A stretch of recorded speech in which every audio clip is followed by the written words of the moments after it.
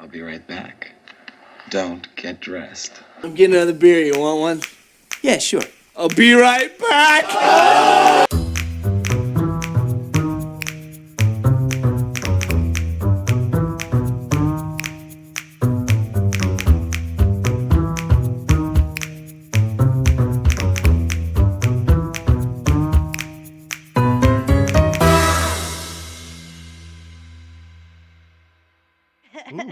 If I may start off the festivities. Please. Oh, or no, how does it go? Oh, please, my Paul, don't stall, no keys, but please, my Paul. Oh, Paul. Like, what is this song? When I heard that, though, I was like, a Paul song. Yay. It's everything I've ever wanted, ever. Thank you so much, Jade. So, Paul. Yes. Let us dive in to, I think that we're good to stick with this topic here of where these two films kind of relate to Psycho. Definitely there is a one-to-one comparison between what Scream does at the beginning of their movie is a shortened version of the Psycho beginning with Janet Leigh. It's just condensed. The idea that you put in this star at the beginning and then kill her off very quickly to make everybody feel uneasy about what's going to happen next. So, and that's a total misconception that was part of the plan. I love Drew Barrymore so much. Just one of the many reasons I love her, because she originally was supposed to play the main character, Sydney, and she was like, actually, right before the production was really getting rolling, she called and changed her mind, and everyone was like, fuck no, she was our she was our big name, like shit, where she's like, gonna be the head of the poster, like she's gonna put the butts in the seats. And she goes, yeah, so let's do this thing that Alfred Hitchcock did. That was totally her idea. Make me Casey, just put me in the first 10 minutes and then kill me off. It'll be great. Drew Barry's not going to die. She's your star. She's on the poster. She is the poster on some of those, and her eyes and everything. Yeah. She is the poster, much like in the Psycho poster where they put, Janet Leigh, big as life, on that poster. You're not walking to the theater going, well, she's gonna get offed in before the movies it hits the halfway point. And Drew Barrymore's gone in 12 minutes. Jamie Lee Curtis, 19 years old when she makes this movie.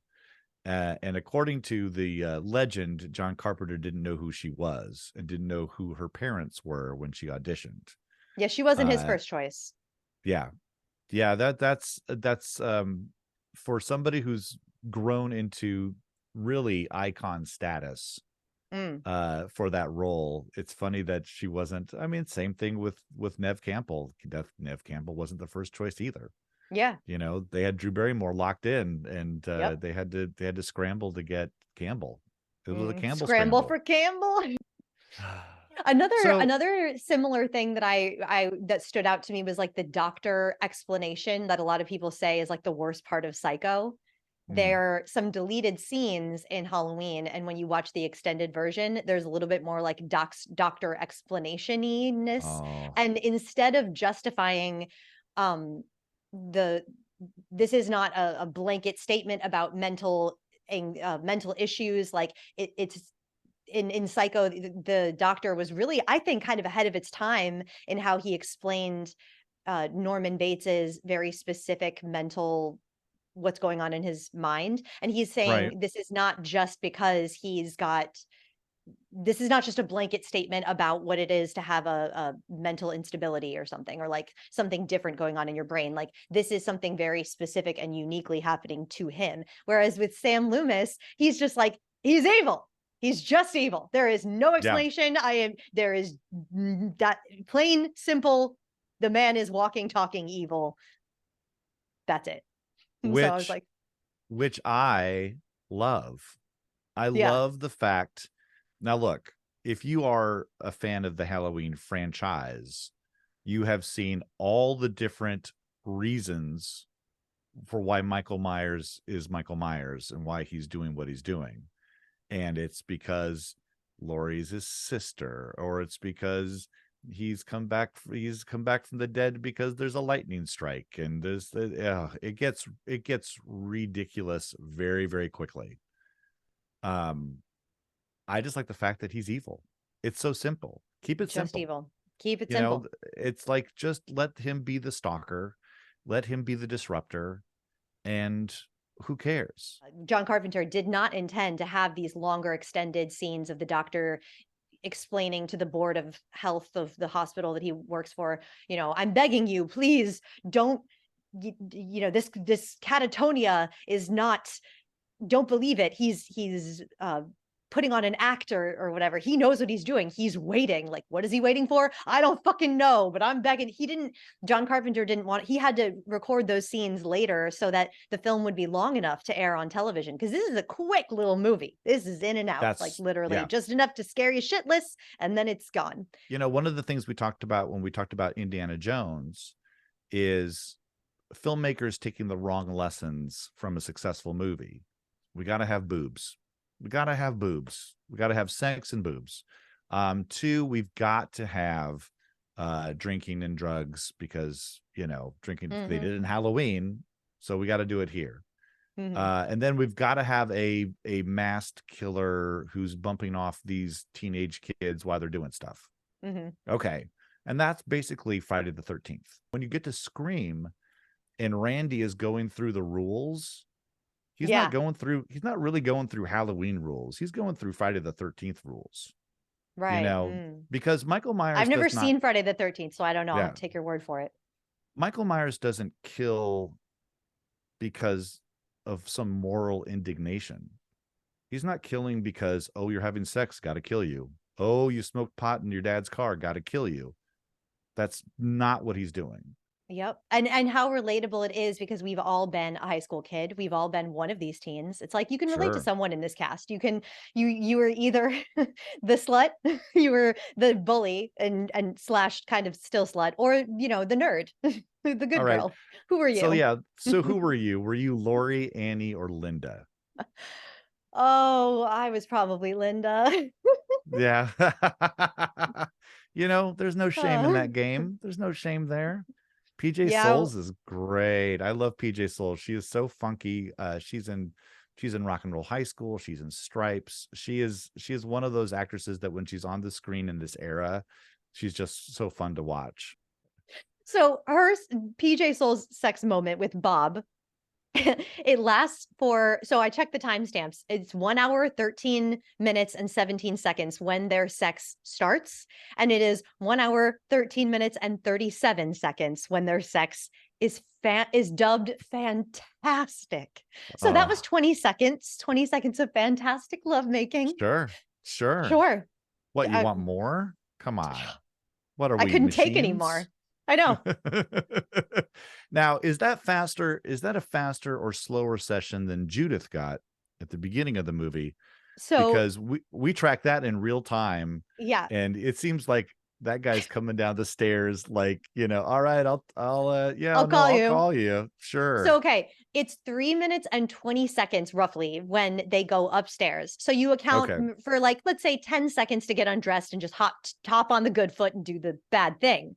So let's say they start doing the bad thing at like 3 minutes and 30 seconds. Then he's coming down the stairs, buttoning his trousers, saying, I'll call you, at 4 minutes and 35 seconds. So that's, if you take, 10 seconds to get prepared and 10 seconds to get your pants back on, that's about a minute, a little less than a minute. Okay. So Judith got 30 more glorious seconds. Oh, well, just like Sting, he's getting tantric. As long as you're not bogged down in like later versions of this story, it's simple from beginning to end.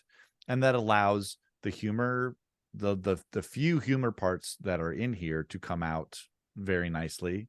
My favorite is after the robbery at the hardware store, and Loomis is like staring at the hardware store, like trying to figure out what to do next. And here comes Michael in the station wagon, looking both ways for traffic. I just love it. Exactly. Yeah. Whoever taught him how to drive taught him really, really well. Taught him the rules of the road. Very safe. He could be my Uber driver any day. Another thing I wanted to just comment on before we get more into the details was Deborah Hill's assistance with John Carpenter on Halloween. I Yes. love that their connection, their relationship. This was like a script collaboration after they worked together on Assault on Precinct 13. She produced for Yes. him there, and he came to her, I guess, a year or two after that was done, or maybe it was less time than that. Maybe it was a few months, and he just said, "I can't get you out of my mind. I really want to go steady." And they moved in together and they collaborated on this script. They wrote it in 10 days.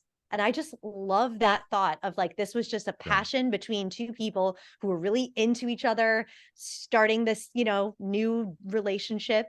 They had, oh, I have the quote on my wall that Paul, you told me, because it's just so true. Genius is a plan, no money, and no time. And that's what these kids had. They had genius, no money, no time. Just a couple of people who believed in them enough to give them $300,000 for a budget, which then when you look at how much it made 70 million, and adjusted for inflation, that's like 1.2 billion or something. So this is runaway success, huge success, smashing. And it was shot in 20 days. They distributed this film themselves, theater by theater. No one would pick it up. No one would believe in them. And they just did the legwork themselves. Right. And I love that Michael Myers was the name of the head of Miracle Films production who distributed Assault on Precinct 13. So and he was apparently a wonderful guy who was just like, one of the first people to really take a chance on John Carpenter. And they named the killer after him, Michael Myers. I love that. There's just so many little fun things when you look into how this got made. And how everyone was friends, and everyone was like, yeah, bring your girlfriend, she can hold a light. Bring your boyfriend, he can help with, continuity and setting, and who can do makeup. And like Jamie Lee Curtis shopped for her own wardrobe. She took $100 to JCPenney's and just bought the clothes herself. I just love, these little, like Mickey Rooney and Judy Garland in the barn and summertime. Let's make a show. Got kids, let's go. It's so great. So yeah. Why do you think the story is scary? Why do you think it is so scary? We've talked about the simplicity and how that's scary. Yeah. I connect a lot of it to the relatability of it, but what is it for you? It's the Jaws of it all. Jaws comes out 3 years before this. It's this unmovable, unreasonable living creature that only wants to kill. And again, as I said before, you can't bargain with it. You can't reason with it. Terminator did this in 1984. Anytime you can have these characters that just are relentless and they're not going to stop. The fact that at the end of this movie, 6 bullets are in him and he's run away.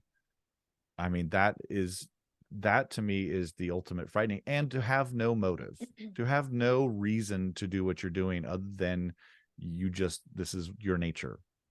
And I think it's that to me is the scary stuff. I think that it's Donald Pleasance selling the shit out of this performance and so just doing his Donald Pleasance thing, like just getting angry. And the Marino Brothers, 69 cents a gallon, Marino Brothers. Oh, they don't make cheers good to your Columbo. wine. Cheers to it. Oh. They don't even make good mouthwash. Okay, sorry. No, but it is Donald Pleasance selling this like he is just fucking evil. That is all there is to it. That makes you never question, why aren't you running? Why aren't you going faster?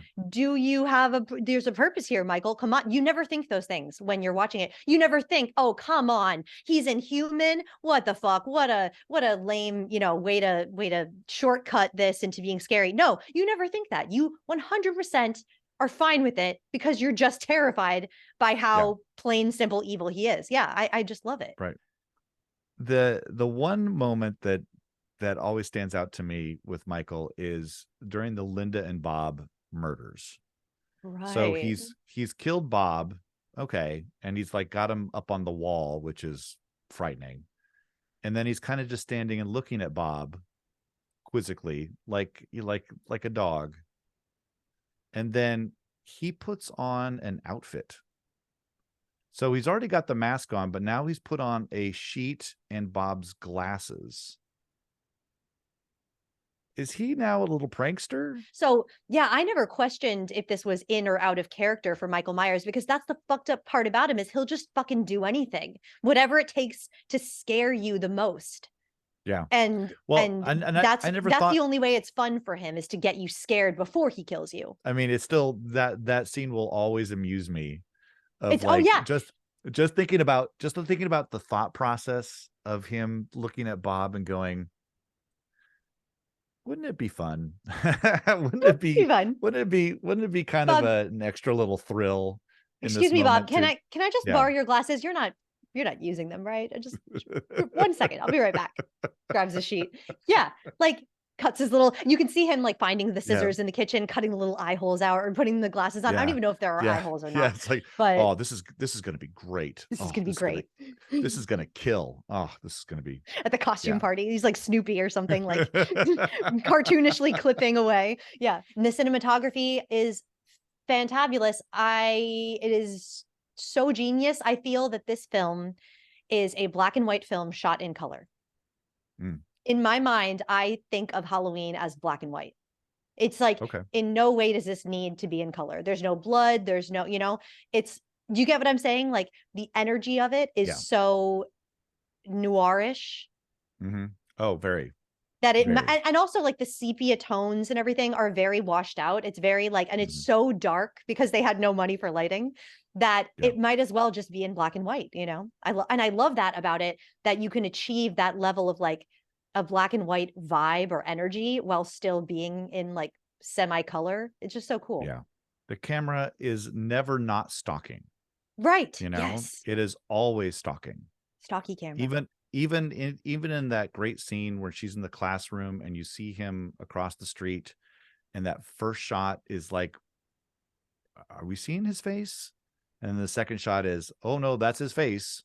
Yeah. And then the third shot is he's gone. Yeah. Or when he pops up from behind that hedge and it just stands there, and Annie decides this is the time that I need to go and like confront this guy. Yeah. I love Annie. Oh, Annie's who doesn't? great. Annie's very, my goal is to be just more like Annie every day. What you were saying about the seeing Michael and the way that they can get him to pop up here and pop up there, and you never quite know when it's in Laurie's mind, because there are some moments where Laurie sees him and then, like at the laundry line, the clothesline outside. Yeah. Laurie's just looking at him and she never looks away, but all of a sudden the camera looks away and the camera looks to her, but she's still looking. And in that same moment of her continuously looking, he disappears.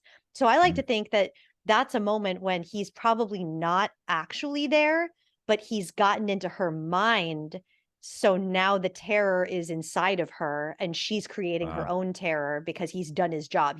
He's wormed his way into her innermost brain. It could have been him and on the clothesline. It could have been all in her mind, and it doesn't really matter. The fact is that she is freaked the fuck out. Exactly. This is like this is Halloween style Where's Waldo. I think Michael Myers walked so Where's Waldo could run. Yeah. And to me that's what makes this movie singular in its fright, is just that relentless, but that slow relentless motion that is just like inevitably he and Laurie are ending up in the same room together, and they're just gonna something's got to give. Okay, before we transition over into screamy territory, happy reminder, if you are enjoying this video and you've been enjoying our content, then please subscribe to the channel. It would be so very, very helpful. The more subscribers we get, the closer we get to being monetized. And that's just fabulous, because that means we can make more content, and more is just more, So also, this is a shortened video that you're seeing here on YouTube. If you want the full extended director's cut of all of our episodes, head on over to patreon.com/perfectlymarvelouspodcast. You get so many amazing things. You get bonus content. You get all of our content early, and you can listen to all of our podcasts ad-free. You can get access to all of our Only Murders in the Building content, all of that bonus shenanigans. It's fabulous. It's amazing. And shout out to those very marvelous people, our glorious patrons, the most beautiful creatures in all of the land. Gail, Lisa, Kimberly, Liz, Kathy, Melissa, Melanie, Jane, Kay, Tarika, Eli, Heather, and Todd, the fabulous gang. The gang's all here. We love you so much. Thank you, Thank you guys. so Thanks, much everybody. for being who you are. And yes, and if Yeah. you are listening to just the podcast, please subscribe, leave us a little 5-star rating and review if you are so inclined. And always feedback, feed crack, as I like to refer to it. We got a lot this week. It's exciting. So if you have comments or questions about any of our episodes, or if you would like to recommend something for us to review in the future, we take requests. I hadn't seen Scream, so I was 6 when it came out. I probably saw it when I was like 10 or 11, but I never really remember sitting through this film and like paying attention to it again. And so I barely remembered it. But what did you think when it first came out in 96? Well, when it first came out in 96, I was 28. Or somewhere around there, because this came out at around Christmas time. I believe it was a Christmas release movie, which is also very strange. Right. But I again, I'm not a horror movie guy, so I was like, okay, everybody go see that movie. I'm fine. I just won't see it.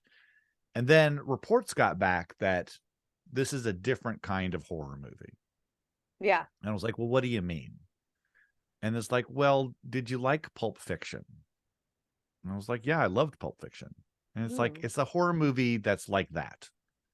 And what they were saying is there is this kind of, especially in the 90s, this sort of post-Tarantino moment where we're referencing other movies because the person making the movie is a big movie fan.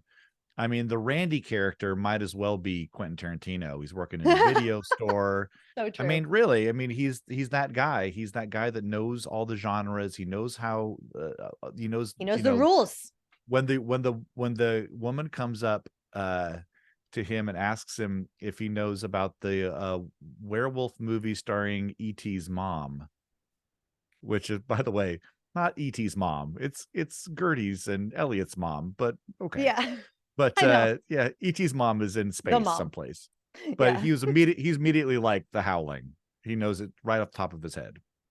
So he's that guy, and Quentin Tarantino was that guy. So we're entering into this moment where this sort of self-referential, snake eating its own tail, sort of, all the different. I mean, you could just go through all the Easter eggy references in Scream. It's like there's too many to count. Oh yeah. There's this is a time capsule of the 90s. No, absolutely. It's brilliant. Absolutely. It transports you to a very specific time. And this film, it needed to happen. The world was hungry for it. We were ready for it. To say that this is timely is an understatement. I mean, what a perfect moment when it was the hot thing to do, exactly what you're saying, to send up stuff, to spoof stuff. We were gearing up as a society to just consume by the gallon, by the day, reality television, and like things making fun of other things. And this is before we got sick of sequels and like, God, everything's a sequel. Oh, it was just like, how cool. You're doing things that like other movies did. Like, whoa, what a concept, and I'm laughing and it's great. And you're aware of it, right? You're not copying something from the past and going and trying to like hide the fact that that's from the past. Right. You're acknowledging and embracing all of the tropes. What this film really did to update everything and to turn it on its head was it made it a whodunit.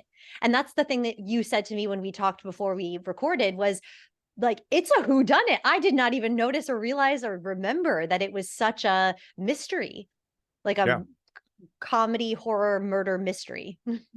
Well, that was new because we all knew who does it in every other franchise, right? I mean, Halloween, we know. Friday the 13th, we know. Nightmare on Elm Street, we know. Hellraiser, we know.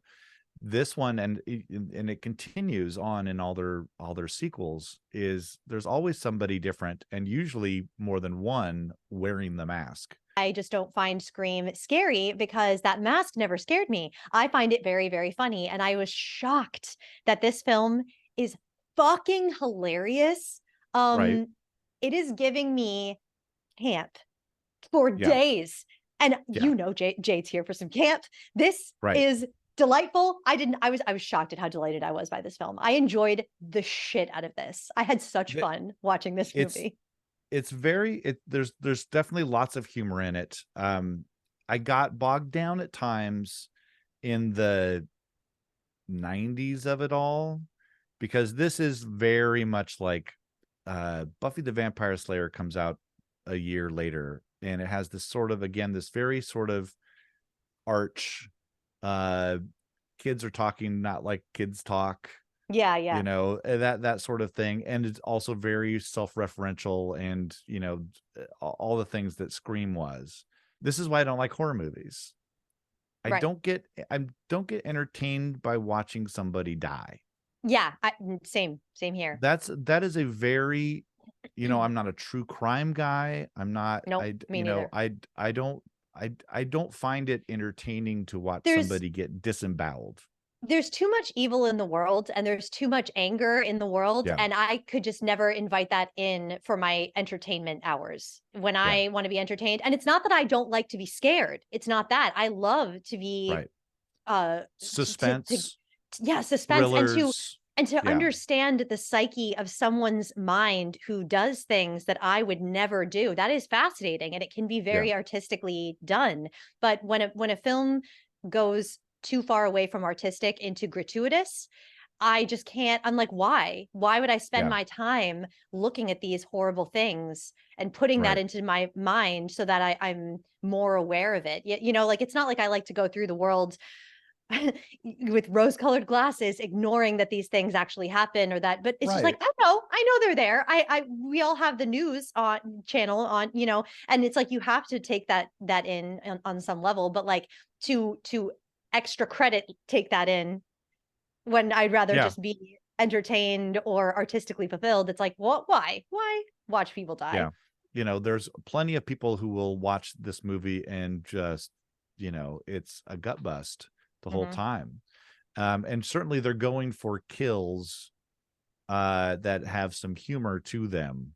You know, the doggy door, garage door kill of Tatum is probably the one that's funniest, I guess. Well, yeah, it's like, it's Also really funny, brutal. but also Just really the brutal. thing that I like about it, and the thing that like doesn't make me go okay, I don't want to watch this film, or like go into, okay, this film is not really good in my estimation. The thing that actually makes it very good is that it's quite artistic. Yeah. As a Yeah. film, it's the pacing of that scene. That is my favorite death, I think, in any. If I had to say, like, I hate like judging these things on like favorite Yeah. death. It's like there's no Yeah. favorite death. I don't like any of that. Like seeing characters die, especially not beloved characters. Like Tatum is great. She's so She's great. Like great. she's a ride or die for Sydney. She's not at all like the asshole Annie and Linda. Annie is such a bitch. God, Well, okay. she's a And bitch. Annie, but they're giving each other grief, but they're doing it kind of as a friend thing. Like Annie, Linda, and Lori are tight. Yeah, You know, yeah. they're like the friends that can give each other shit. And, yeah. This first scene is a different movie in itself, right? Yes. It wastes no time. It scares the fucking shit out of you at the beginning, Mhm. and it never gets back to this level of horror in my mind. Right. And it is terrifying, culminating at one of the most horrifying, horrific moments, I will say, in film. Oh God, is when she sees her parents and she just goes, "Ah," and like Right. she can't use her voice. And oh my God, yeah, Yeah. that's fucked up. That's not okay. That's fucked up. Yeah. That I mom mean, scream, nah, got me. it is I something will in say this that. movie that other horror movies with teenagers don't always do, which is talk about the parents. You know, we know that the dad, I think it's Sydney's dad, has been kidnapped. He's like out of the picture. But she's, you know, Casey calls for her mom, Tatum calls for her mom, even Stu at the end is realizing that My mom and dad parents are are gonna going to be be so so mad. mad. Like there's this, and Billy's motive is about his parents, and Yeah, it's so there's weird so that you're much more bringing this up. parental stuff. Totally. This is a film so much about parents, and it's like the quintessential "where are the fucking parents" film, because they're all Yeah. just mysteriously out of town, you know? Yeah, it's really great too. Like when David Arquette's character, oh, Sydney's spending the night. Does mom know? It's like, yes, doofus. It's so cute. What a I gem. I gotta shout out David Arquette in Oh, this, yes, please because do. he's never been my favorite screen presence, but the fact that they're sort of changing the role of this authority figure to this deputy who eats Deputy ice cream Dewey. while talking about stuff and has this A huge crush on strawberry, a oh strawberry ice yeah, cream, yeah, nonetheless, too. I was like, yeah. of course it's strawberry. It's so perfect. And he can't hide the crush he has on Gale Weathers. Gale Weathers. What a Gale name. Weathers. I mean, Gale Weathers. it is a very layered, skilled performance by Courtney Cox here. Like, not to be overlooked. This is I good. agree. I think Yeah. she's great. I think, to try to balance being I hate using this word, but being the bitch character Yeah. and stuff like this. But also helping solve everything. Saves the I mean, day. Finds yeah. the gun, saves the day. Yeah, and is also like maybe the guy that was framed for the murder of your mom was framed. And maybe, I'm sorry that it sucks that I have to do this, but I'm pretty sure he was framed, and I'm going to keep writing And about she's it right. until Like, and she's yeah. right. Yeah. Which is why it's just such a like you would never expect a side character like this in a movie like this to get this much of investment in her character arc. Mhm. And what's weird though is that like every character, even if they're not Sydney level or like Drew Barrymore level of like screen time that they get, this film is very skilled at giving you attachment enough to them to care about their arc and to actually follow it through when all this other Yes. stuff is happening. Like, you really have to look at this as something very special, because all of these little tricks that this film is playing is doing it effortlessly, but this is a lot of work and a lot of planning that goes into a script like this. Yeah. I gotta, while we're on the Gale Weathers, before I forget, there's a moment with Kenny that Oh, Kenny. she says, move it, Kenny. And Kenny goes, they're not letting anybody in. And she goes, I'm not just anybody. And he follows her at the camera and he mutters under his breath, bitch goddess. And I did not catch it until the second time I watched it through. It's just like little throwaway things that make it so special, When you were talking about the Tatum garage door death being the one that really got you, I have to talk about the 40-second delay. The Another 40 layer. second Another- delay it's starting with Jamie on Jamie. Jamie Yes. Kennedy watching Yes. Jamie Lee Curtis Oh my God, that's so great. and saying, look behind you, Jamie, look behind you, Jamie. And then here comes whoever is in the ghost costume. Mr. Ghostface, yeah. Mr. Ghostface. And Bring me a dream. Dun, dun, dun, dun. please don't stab me. Boom, boom, boom, boom. Oh my God, I love this. This so needs to then go they're- places. They're in the van and they're watching this happen. And, Jamie Kennedy doesn't know what's happening. And then he realizes, oh, we're on a 40-second delay. Opens It up the van adds- door and Mm. Dunzo. Like, it's so good. Yes. And then when Kenny dies, he did such a great job that they had to take out frames so that this could get past the censors, because his reaction, Kenny's death face it was too real. And they were like, we can't have that. So the censors got on him. But like his performance as well. W. Earl Brown, I think his name is. Yes. They're Like nailed that? it. Yeah. Yeah. He's so great. He is great. He is great. And again, you need those characters to pop like that in movies like this, because they're not going to get a lot of screen time, and they're cannon fodder for the murderers. So you got to give them a little bit of something. And in this film too, it's like so over the top and everyone's got a type. And like then there's Sydney, who's just the girl. Mhm. And not any girl like Laurie Strode, a girl who's been through, she's comes to the table loaded with trauma already. Right.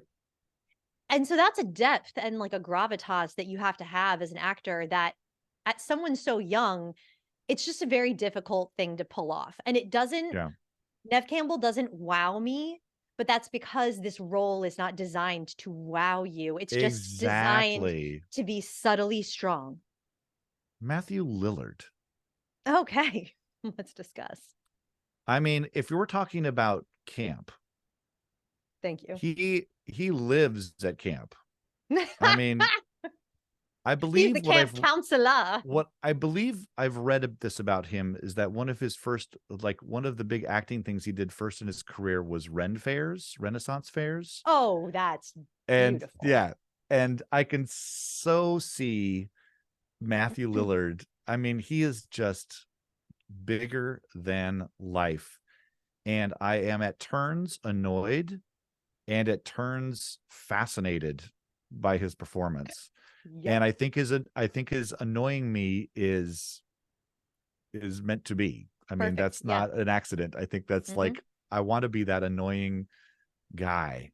He auditioned for this role by happenstance because he was with his girlfriend at an audition that it was for her. And a casting Right. director saw him waiting in the hallway and said, "Hey, are you an actor? Great. Can you read this?" And he went, "Oh yeah, it's just a guy who's like," you know how Matthew Lillard referred to his character, the Smee to Billy's Captain Hook, which I was like, Matthew Lillard, you are winning my heart very quickly, sir. Yeah, Matthew Lillard, you just won Jade's affection for a lifetime and then some. Well, let me also ask you this. The Stu-Billy relationship. Yeah. Which I've heard was based on Leopold and Loeb, which is going to give me Hitchcock Rope vibes.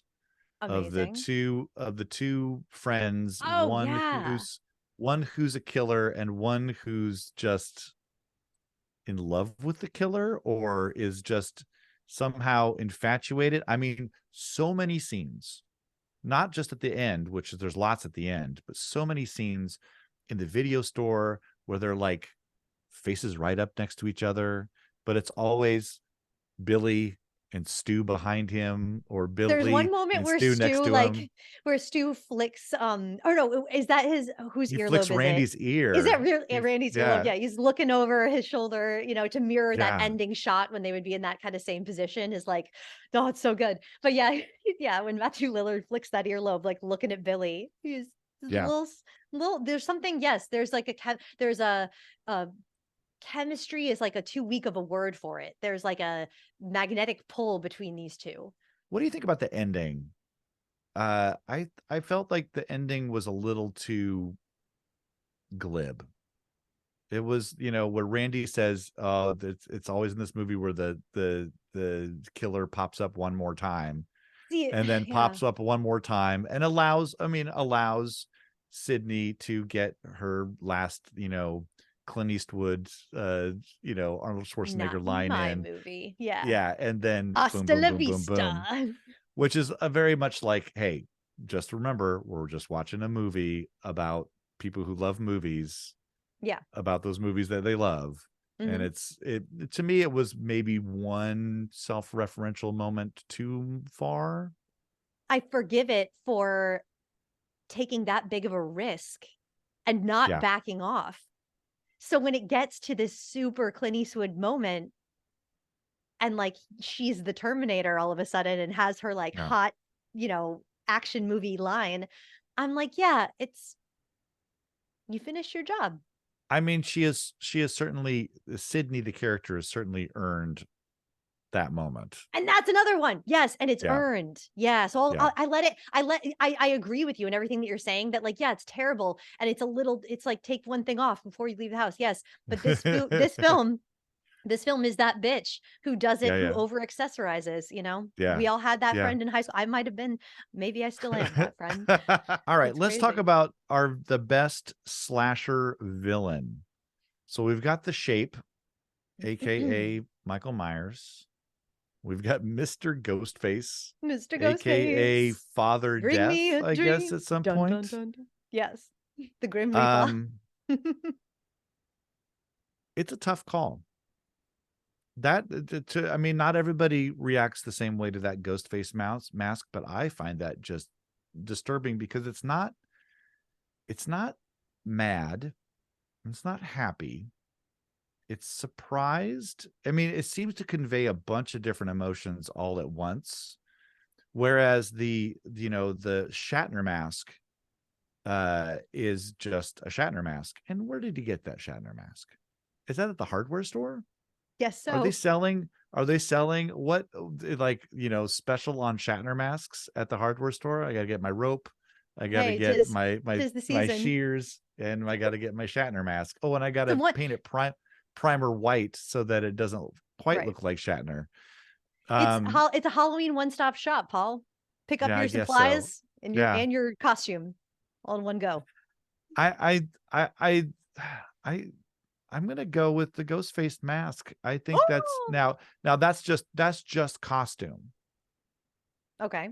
As far as my slasher villain goes, again, it's a tough call, but I'm gonna go with Michael Myers, and this is just a personal thing. I like the fact that he's not frenetic. I mean, the person, whoever's in those ghost face costumes at times, they're doing great physical comedy.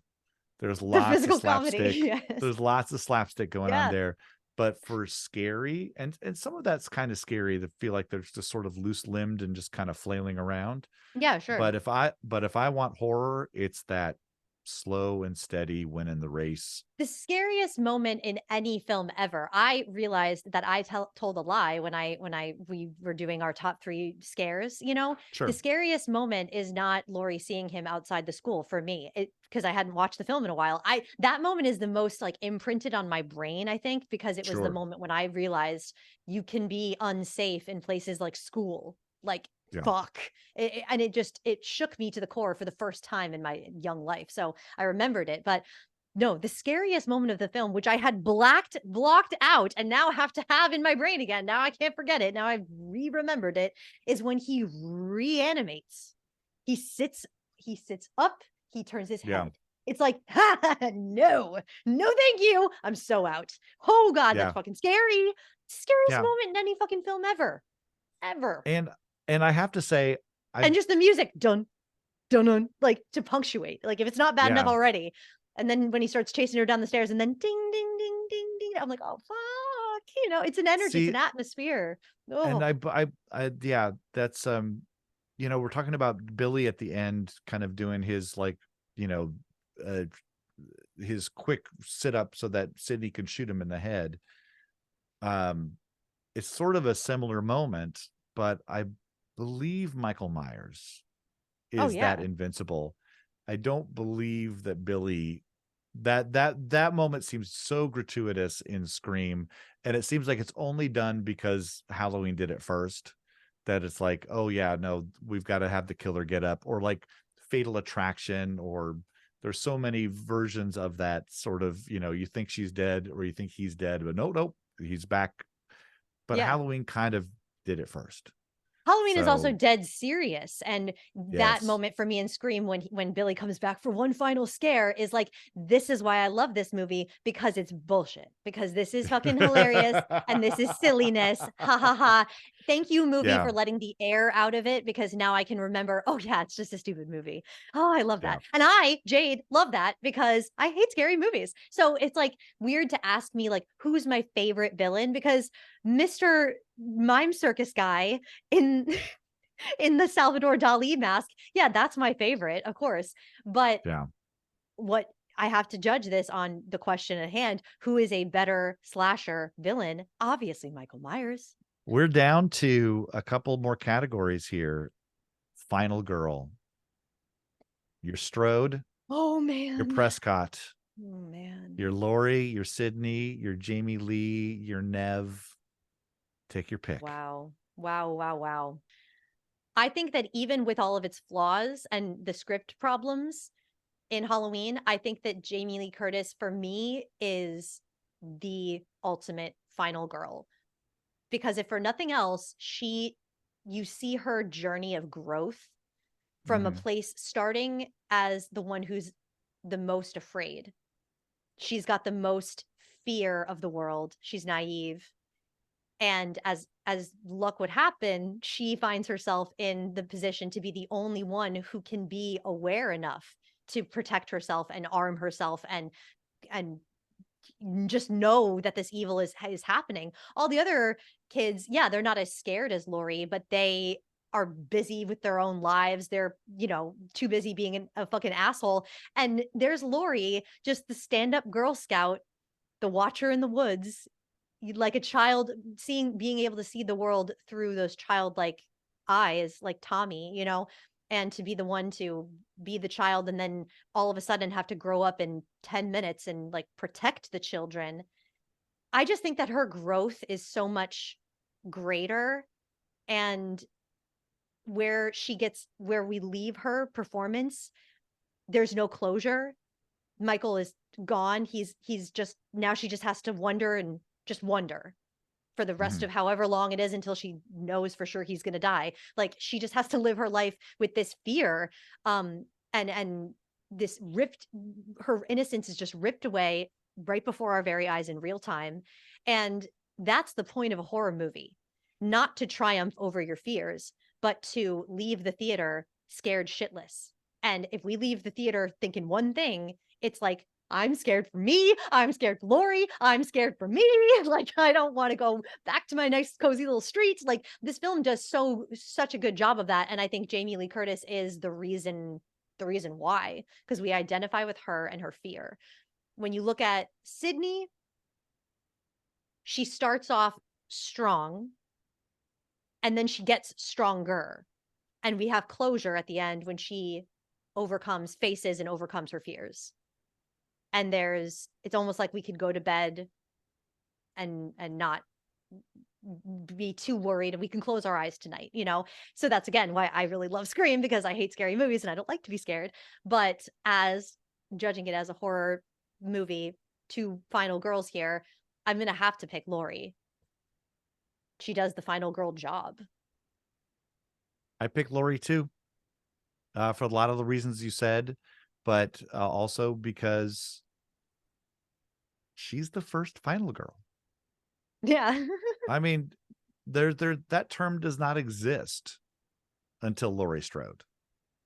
That's not a term that was ever used in mystery writing or horror movies before.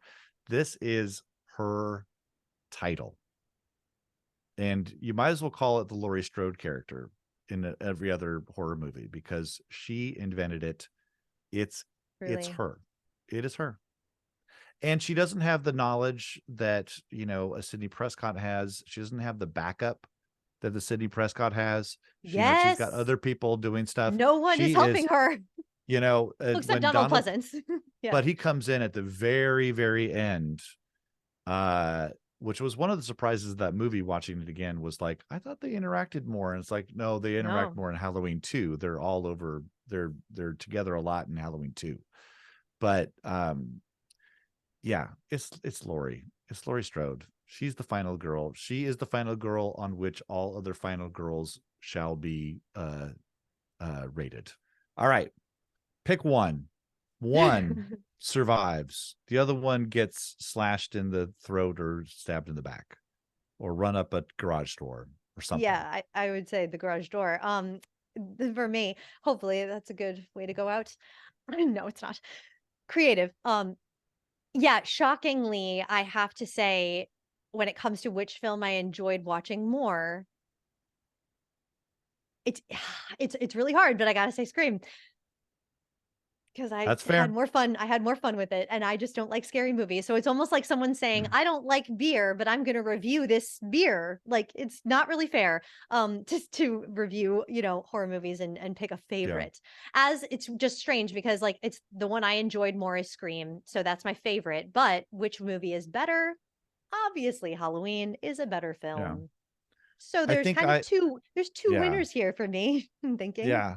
I understand what you're saying. I mean, there's definitely, Scream is much more modern. It has a much faster pace. I'm sure that people that are, of a certain age are going to appreciate that movie a lot more. Oh, it was my moment. It's my time.